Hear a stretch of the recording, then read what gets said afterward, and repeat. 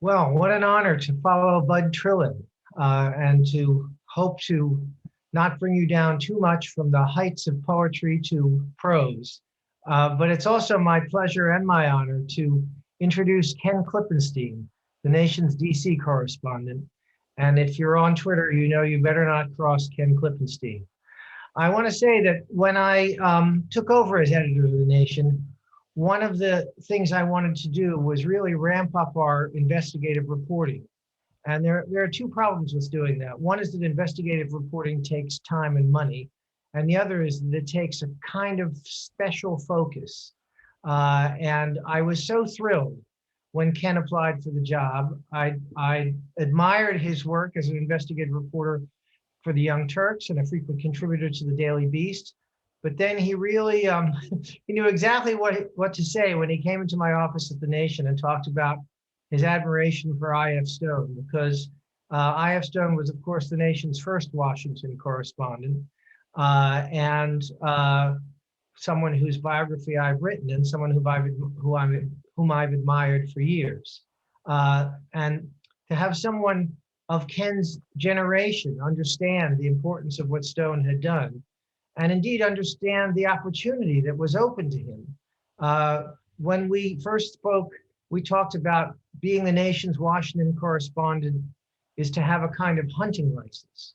And Ken has made spectacular use of that hunting license, publishing scoop after explosive scoop based on leaked documents from military and homeland security officials and from other whistleblowers inside and outside of the government. He's published stories that revealed how Trump is using the coronavirus to militarize the border, including his ridiculously failed $145 million plan to surveil the Canadian border. And he's uncovered the administration's terrifying reclassification of both ICE and Customs and Border Protection as security agencies, a designation that grants them extraordinary, terrifying additional powers of surveillance and immunity to scrutiny.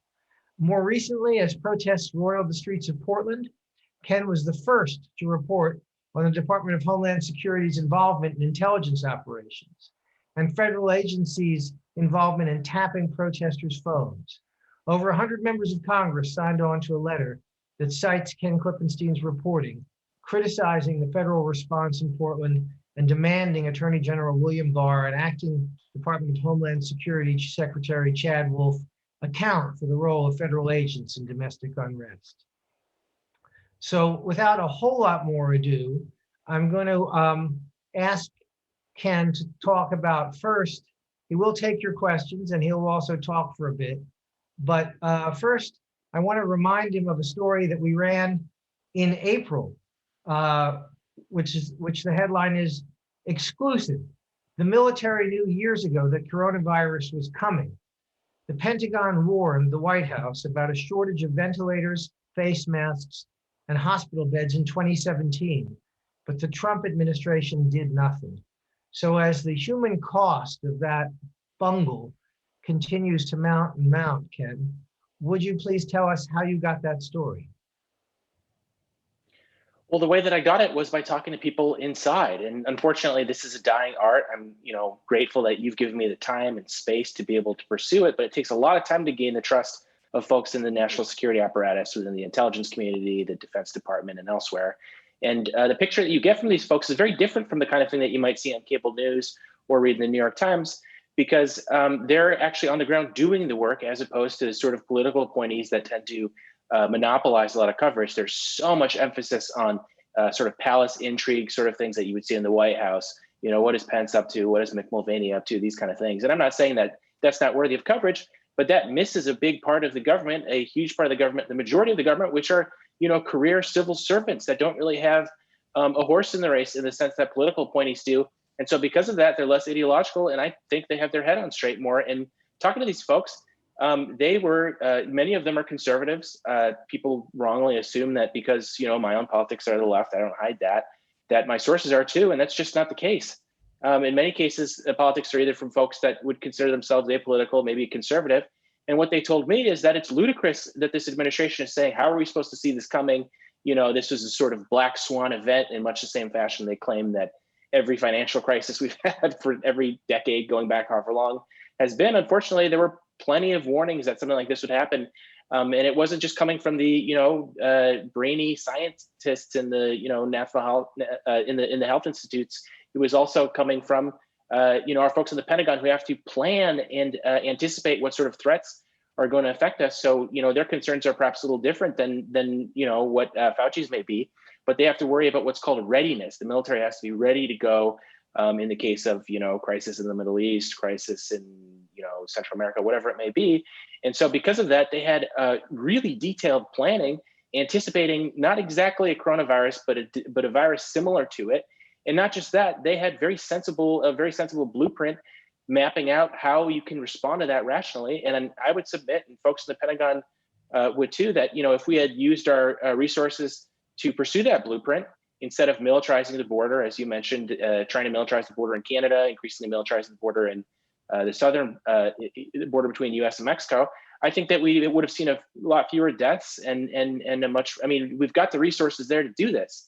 Folks in the Pentagon, Republican, Democrat, they'll tell you, I would love to be helping with logistics and getting these, whether it's vaccines or tests out. We have the money, we have the tools to do that without even spending a whole lot more. Unfortunately, there's just not the political will from the White House. And so that's why I think that's important. That's why I think it's important to talk to the folks that perhaps are not at the heads of these agencies, but are career people that have other concerns. Great. At this point, Ken, I'm just going to leave you the floor. But you want to tell people how you got into this? You want to talk about what Washington is like? You want to talk about the challenges or opportunities of an incoming administration and the changing of the guard? The floor is yours. Well, I came into this in an extremely unorthodox way. I had no intention. I initially was writing fiction, wanted to be a fiction writer, still plan to do that at some point in my life. But the political stakes seemed so high in, 2011, 2012. That was when Occupy Wall Street was happening. And it really brought into stark relief, not just the political stakes, for my generation, coming out of college, having problems finding a job. I graduated in the middle of the financial crash. It was very hard for me to find employment. But for the entire country and what's going forward, you see the Tea Party, that time is almost a sort of mirror for where we're at now, because we have an incoming Democratic administration. We have, hopes for them to be able to improve things, but the Republicans in Congress have made it very clear that they're going to kneecap any attempt to pass legislation. And so the fear in my mind right now, and I think the operative question is, what is the equivalent of the Tea Party going to look like right now when the Republicans both kneecap any sort of attempt at legislative redress at the enormous structural problems we're facing, not just coronavirus, but financial, student debt, that kind of thing. And when they ensure that they're not able to do anything, and then they say, look, the Democrats haven't done anything, vote for us after they've ensured that they can't do anything. So what I hope is that, possibility is scary. There's a possibility of, things can move broadly in one of two directions. One can be, disdain and contempt for, a government either unwilling or not able to, do things adequately to, satisfy the very real needs and growing resentment on the part of the country. But also to even do good things that can move us in a better direction, that could move us towards a more constructive politics. I think that both of those are possible, but as was the case in 2009 and 2010 with the Obama administration incoming, it's not just enough for us to have in the White House a figure that is more reflective of the popular wishes and desires of the country, as I think poll after poll shows with regard to policy. But also, have a sort of civic engagement that is going to ensure that that's going to happen, because it's not just about the federal, it's about state and local politics, which, these legislatures are dominated by the Republican Party, who in many cases their, policy preferences do not reflect, let's say, majoritarian or even popular wishes. So we could really see things move in one of two directions. And I think it's up in the air. I think that it's kind of like basketball where they throw the ball and you're going to see who's going to. I don't know what's going to happen. I can tell you what the people I know inside the Department of Homeland Security think and the Defense Department think. What they think is that Trump has exposed some very critical structural problems with these agencies that need to be addressed.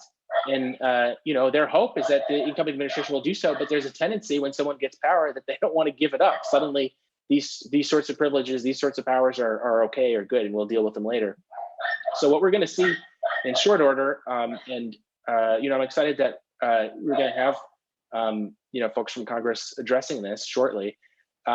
Will be, to what extent they're going to be able to ameliorate these flaws that they've spent the last 4 years rightly, raising concern and raising the red flag over with the Trump administration. How much of this are going to be able to roll back? Because I think we got a bone-chilling warning about what can happen when you have an executive who does not believe, as I don't think the president believes, in co-equal branches of government, in the view that Congress has equal standing with the White House, equal legitimacy with the White House. You see this again and again. As a reporter, there are so many cases where I'll talk to people on a committee that has oversight of an issue that I'm reporting on, and they'll say, we asked the White House about this. They literally won't respond. And I say to them, when I was starting out in this kind of report, I was shocked. I was like, wait, the White House just won't respond? They have to. This is, schoolhouse law kind of. You've got the executive branch, you've got the legislative branch, you've got the judiciary. How can they just not respond? And they said, well, the Supreme Court has been they've concentrated so much power in the executive branch, and this, predates Trump. You have unitary executives like Dick Cheney and George Bush that very explicitly believed in a executive branch above and beyond the power and oversight of Congress. And in the case of Trump, you're seeing someone who is willing to pursue that with a tenacity and aggressiveness that I don't think we've ever seen in any administration in at least modern American history. And so again, we're about to find out to what extent Democrats are going to be willing to roll that back or improve that, knowing that it's possible this will happen again the next time a Republican comes into office. It looks like we've got a question here from, let's see, Gaia Marie Del Prado. It says, a few questions to get the discussion going. Let's see. Oh, here's a question from Sid Kasky. How frankly do people who have contact with the government talk with you? Do you feel when you ask a question you are getting a frank answer? Absolutely not. You have to come into this extremely skeptical. Even though I talk to career folks who are not political appointees, people always have a horse in some sort of race, whether it's ideological or a lot of whistleblowers that are willing to disclose things. They may have tried to disclose these things internally, followed the chain of command where they're supposed to disclose it to either their superiors or what's called the inspector general. Maybe they had a bad experience with that, so they're angry, they're resentful, in my view, rightly. But that will bring to bear when they talk to you and give you an idea of their motives. This isn't a science. All you can do is get to know them over time, run what they say by other people. I try to always get not just a second, but a third and fourth opinion. Because in my experience, it's less that they're lying to you. That can happen, but that's pretty unusual. It's more often that they, are going to do and say things that are reflective of their own experience, which is going to be limited by its nature. I mean, if someone is an intelligence analyst, they're not on the ground conducting operational activities like a field agent in the FBI would. Contrary-wise, if you're in the inspector general, you're conducting oversight, that's a different picture.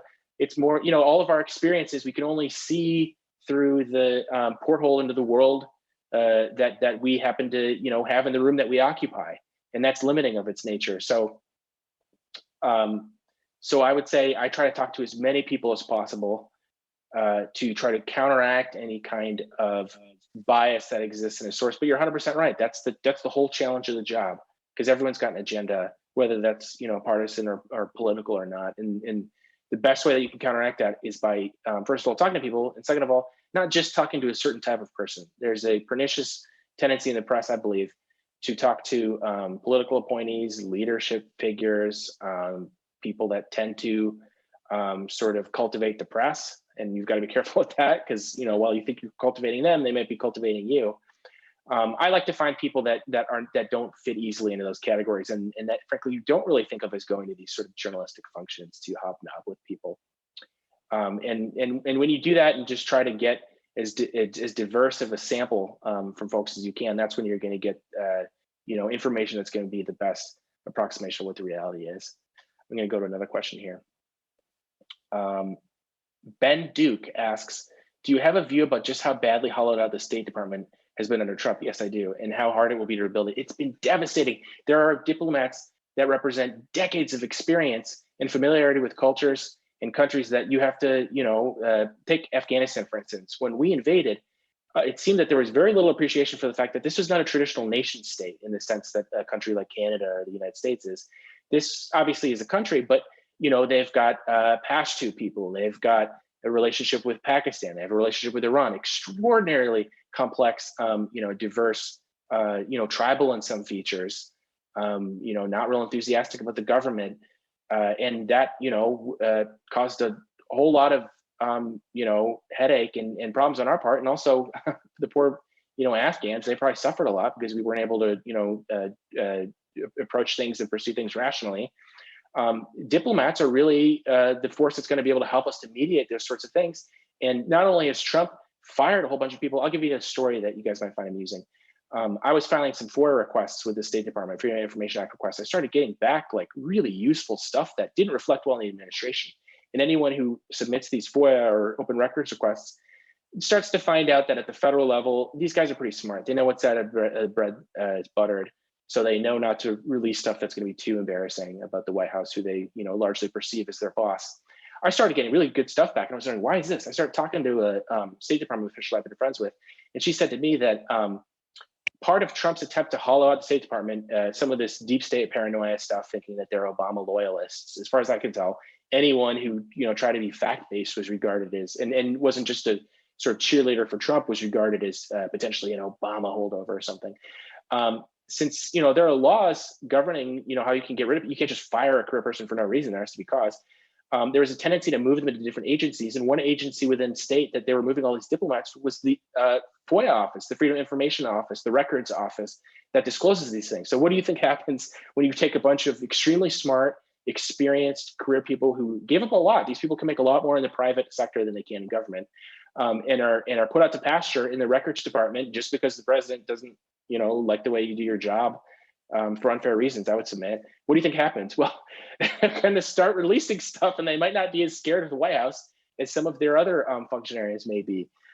So that in itself is funny and constructive, because we learned a lot from these FOIA records that were disclosed. I'll give you an example. One, I got a readout of a bunch of gifts that President Trump had been given by Saudi officials when he made his first visit to Saudi Arabia, his first foreign visit, which in itself is amazing, because every other president had only visited Mexico or Canada prior to that. This was a huge jettisoning of centuries, I think, of tradition, and indicative of what an odd duck Trump is.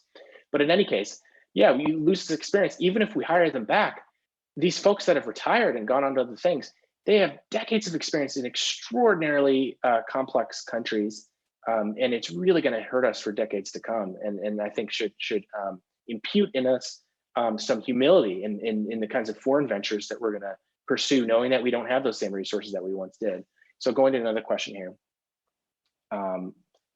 Let's see, following Duke's, this is Steve Niams. I apologize if I mispronounced that. Is it likely that the Biden administration can restock the State Department with those who were purged? To some extent, yes.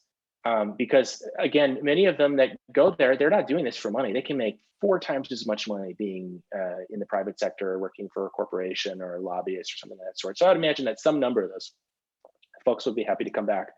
But many of them are on to different lives now. I know several of them, they're in the private sector. They can make a whole lot more money now. And there's anxiety. If you're a younger person, it's like, well, if every time a Republican comes in, they just purge everyone who isn't, sufficiently deferent to dear leader, why am I going to want to have a career in this when I went to, a good school, I have a good education, I'm smart, I could make a whole lot more money elsewhere and not have to deal with this headache every time a Republican comes in. So I think it's going to be tough to get back all of them, but yes, I think they can get some of them back. Okay, next question is from Kevin Judge. He says, do you have any idea how much of the documented record of the administration will end up being destroyed? I've heard from several intelligence officers them describe destruction of records. It's hard to know what exactly that means, because in some cases that's not necessarily illegal or even untowards, but that is something I've heard on a personal level, questions being raised, and there's a wealth of reporting suggesting, and Congress now has been kind of sending out warnings saying, retain your documents, we will be enforcing the law on that. And when they talk like that, Congress doesn't tell you everything they know. They're being told from people inside like that something bad is going on. So I would imagine, yes, that is something to absolutely be worried about. It's because it's not just Congress raised the red flag over that. It is, there are a number of press reports that suggest that. Anecdotally, I know intelligence officers that are concerned about that. And if you just sort of look at the law on this, there's a very good story on this. I think it was Lawfare published it, where they describe how a lot of the law around federal records retention is sort of honor system, in the sense that there's not going to be adequate oversight to be able to tell if someone has destroyed a record in many cases. And that's really what you see with this administration. Is this is a stress test of our institutions and the extent to which processes and parts of these institutions that don't have explicit oversight, how well does that work when you've got someone who's not coming in good faith? And I would say that in a lot of cases it doesn't work very well. We need to update those rules. But yeah, I'm very concerned about that. Here's another question from, I want to make sure I'm not skipping anyone here. Steve Nimes asked another question. Unitary executive makes one king. Should Barr be impeached? It's a very interesting question that you raised, because I think Barr is absolutely an exponent of unitary executive in a way that somebody like Trump, I just don't think has the legal acumen, would be the polite way to put it, to understand exactly what unitary executive means. That being the case, he's surrounded by people that do. I don't know if George W. Bush understood what unitary executive was, but Dick Cheney sure did. The Office of Legal Counsel, Steve Yu, he sure understood what that was. So it doesn't matter if the guy sitting in the chair knows necessarily, if he has a tendency towards sort of autocratic tendencies, let's say, and he's able to find people smart enough to, farm out the work of, creating the arcane legal precedent to do so. I did a story about DHS's providing, I've done several stories on this, providing federal assets to respond to the quote unquote civil unrest, in many cases protests against, various Trump policies. And what's amazing to me is they're surging these assets, these law enforcement assets, federal law enforcement assets, to states and locales that don't actually want them, where their local mayor, in the case of Portland, for example, says, we don't need these resources. This is pouring gasoline on the fire. This is making a tense situation worse. We can handle this internally with, the local law enforcement resources, of which this country has a whole lot relative to other, similar industrial countries. The question is, how are they able to send, in a country where, presumably people care about states' rights, federal law enforcement, all these things against the wishes of even the senators there? You've got Senator, you've got both of the senators from Oregon saying, like, no, don't send these things. This is going to make the situation worse. It's astonishing the administration is still willing to do that. Well, how do they do that? You've got Barr, who has decades of institutional experience within the Justice Department, going back to George H.W. Bush. I found a case where he searched federal law enforcement resources to, I think it was the Virgin Islands after a hurricane, and he created a sort of novel legal basis for that to sort of violate local wishes. And these sorts of tendencies are extremely concerning when you've got a president like Trump who doesn't care if what he's doing is going to be perceived as legitimate by the majority of the country. So Barr is absolutely an exponent of this. I don't know if this is the last we'll see of him. And whether or not it is, they'll find other folks like him who can create these sort of arcane legal apparatus to justify these sorts of things. Take a look at some other questions there. Jordan Weltman asks, how much blame did Tillerson have for hollowing out the State Department? They tried to portray it, and I talked to a Tillerson staffer. Someone asked earlier, how do you know if someone's telling you the truth or not? This guy was obviously trying to spin things. This is why I don't like to talk to political appointees. I obviously do all the time, but I don't, you always want to treat what they say with a grain of salt. He was saying it was like a cost-saving measure. They like to drape everything they do in the sort of rationale of we're saving money, that kind of thing. So I would say the more conservative ones thought, oh, Tillerson's cutting back for money because we don't have enough money in the State Department. It's true, we don't put the same kind of money as we do. Just take a look at the budget at any time for the State Department versus the Defense Department. There's no comparison.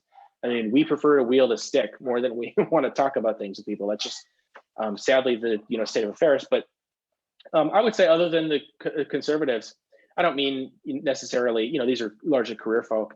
I would say, other than the diehards, yeah, I think a lot of people held them responsible for just slashing these things, and this is to the benefit of the Defense Department, because when you've got a lack of resources in diplomacy, what's going to fill that void? Well, it's going to be force. It's going to be military force, and unfortunately, the generals can be smart and good at what they do, but they're not. Do they speak Pashto? Are they, have they known folks can they speak Urdu? Do they know people going back to, it's just a completely different approach.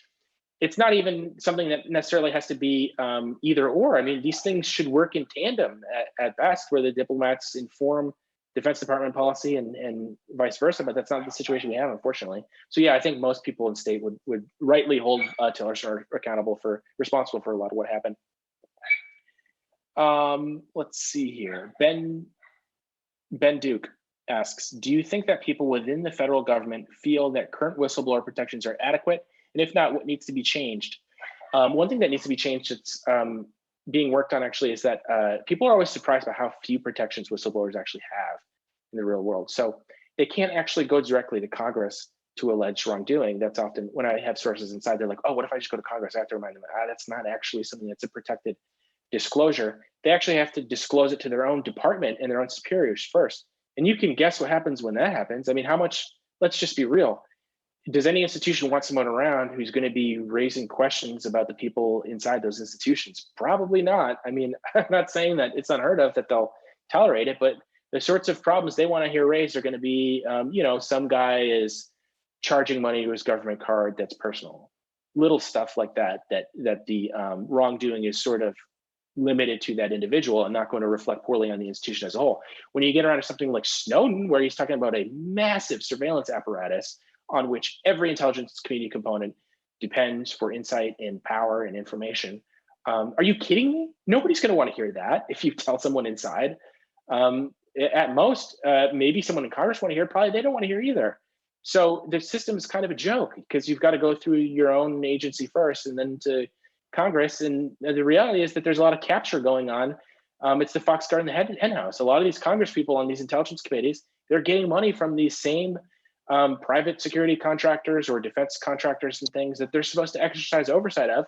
Now, does that mean it's a huge conspiracy? No, they still can do good work, but that's going to make it hard for them to be, conducting oversight of the same institutions that they depend on for their campaign, finance resources. So no, I don't think there's adequate protections. There are improvements. There's some really good folks like Irvin McCullough at the Government Accountability Project working on making it so that, for example, contractors are afforded the same sorts of whistleblower protections. Contractors enjoy far fewer protections than former government employees do, even though they comprise I want to say a third or a half of all the intelligence community employees, that's huge. And so you have this contracting system that ends up, saving the government money, but then they're able to cut them out of a lot of the same benefits. It's like it's like contracting when you see Uber. They don't want to offer the same benefits, healthcare benefits and things to contractors. Well, the government does that too to their intelligence community employees when they've contracted out. They don't just not want to offer them the same maybe healthcare. They don't want to offer them the same legal rights to be able to protect them. And that hurts the public because then we don't know if something bad is going on. Why are they going to take the risk to disclose it if they're not protected? I'm going to take a look at some more questions here. Joan C asks, what's the best tip you've ever received on Twitter?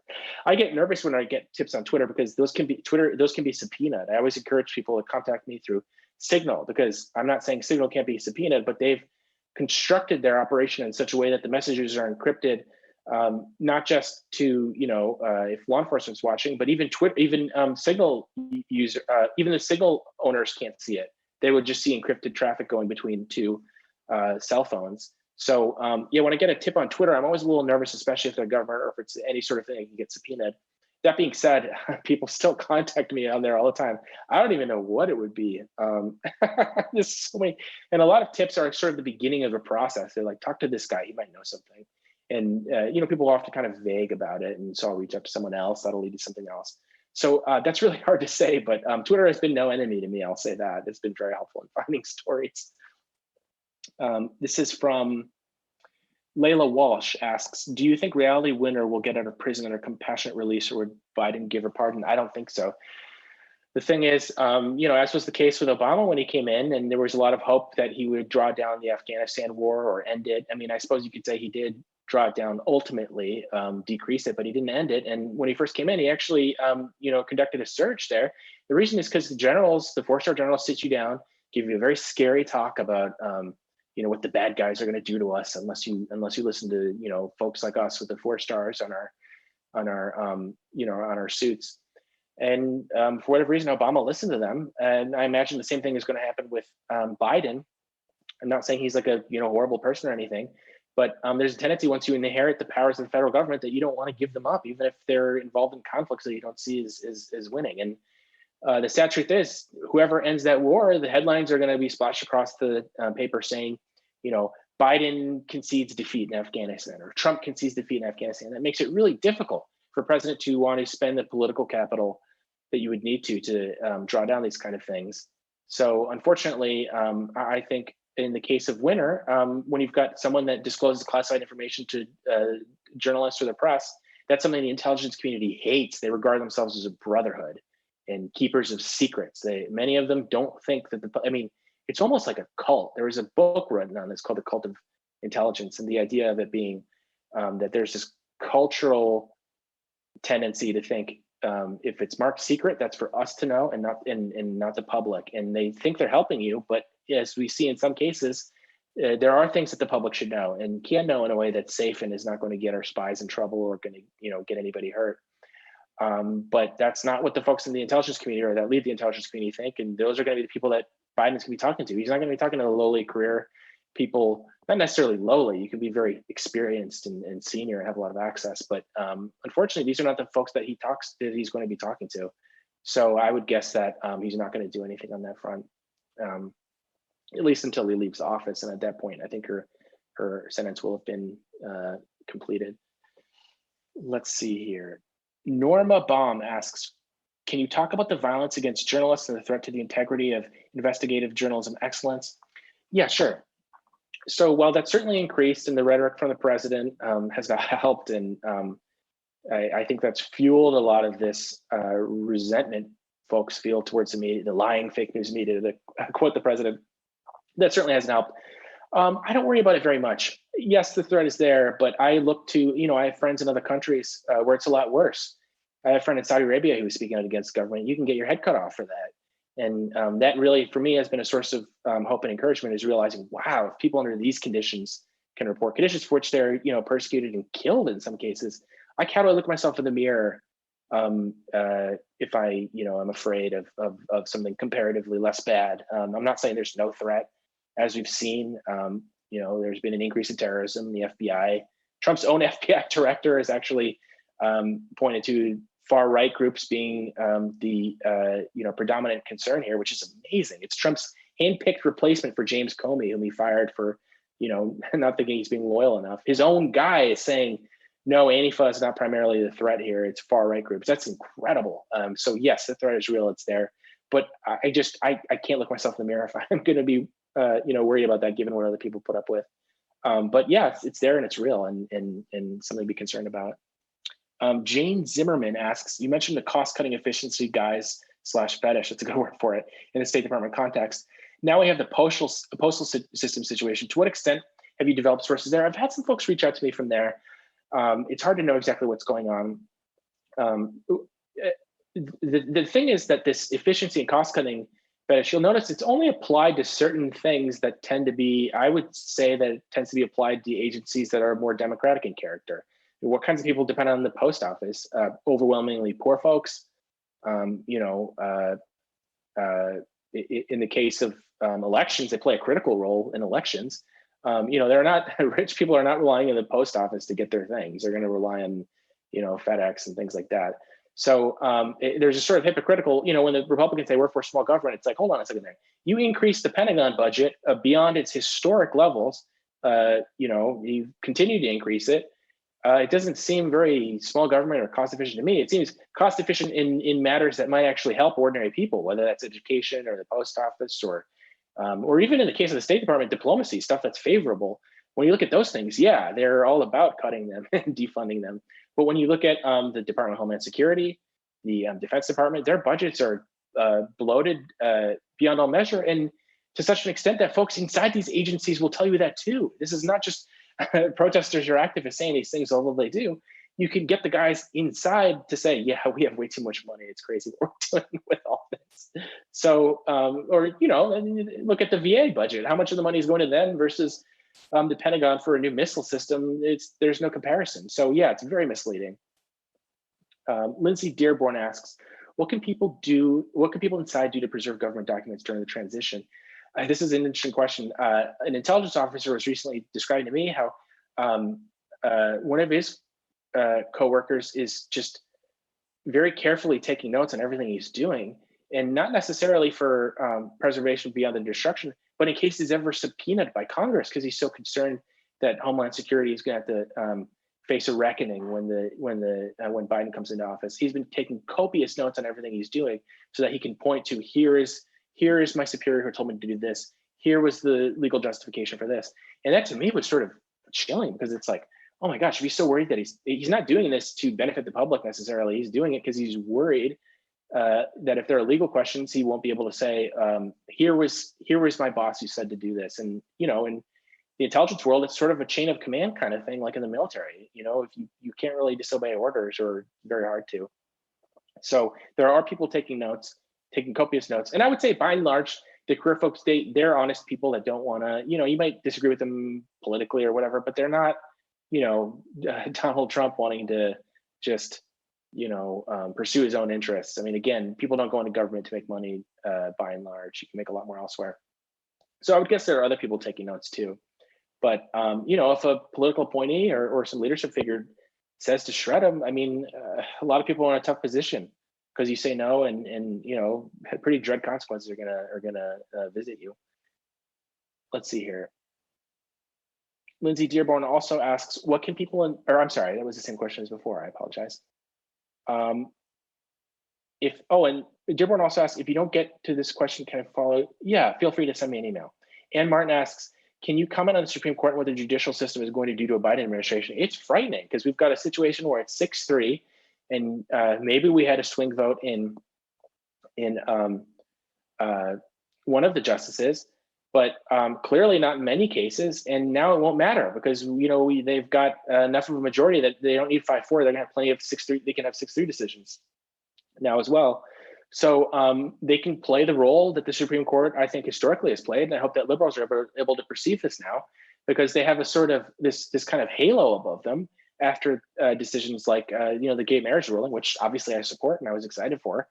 But historically, let's go back to FDR. Let's go back to the last time we faced a financial crisis that comes near what we're experiencing now.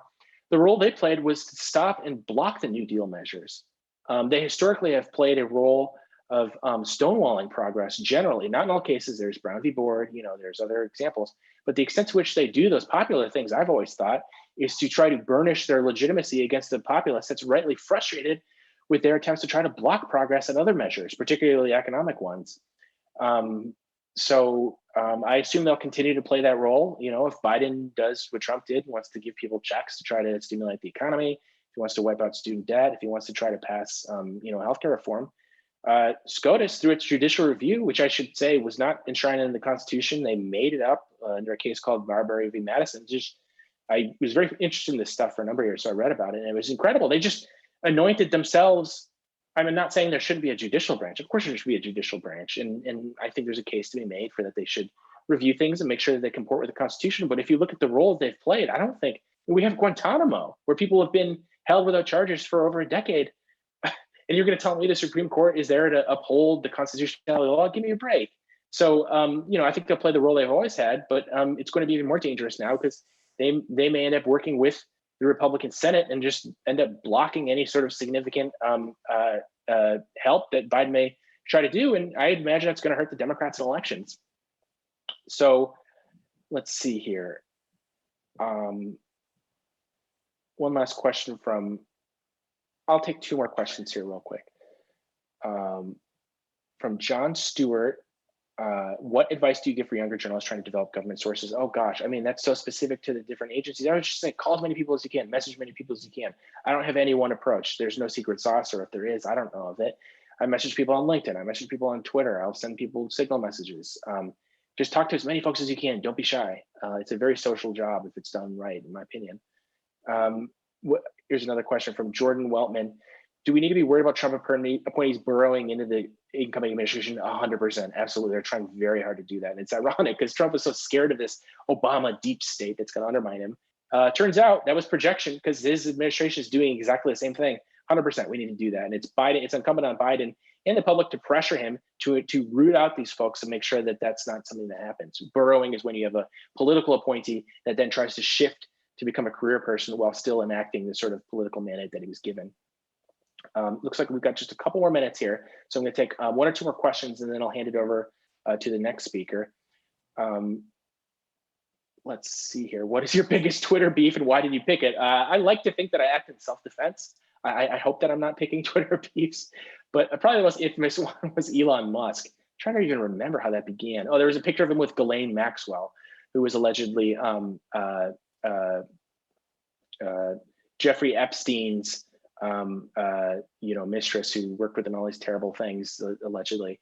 And so I just posted the picture and, thought it was indicative of I'm not necessarily saying that, Elon Musk was involved in any of the, pedophilia or anything like that, but it just was indicative of a elite culture where, very powerful people hang out with other very powerful people and, seem to look the other way on things that, I certainly wouldn't be at a party with Ghislaine Maxwell. And so Musk was not a fan of that, needless to say. So I would say that was a big one. So I'm going to hand this over on that, on that very important last question. I'm going to hand this over to Sarah now, who will be speaking to you guys. I want to thank you all very much for your time and for your support for the nation, so that I can have the time and resources to do this type of reporting. I really appreciate it, guys. Have a great rest of your week.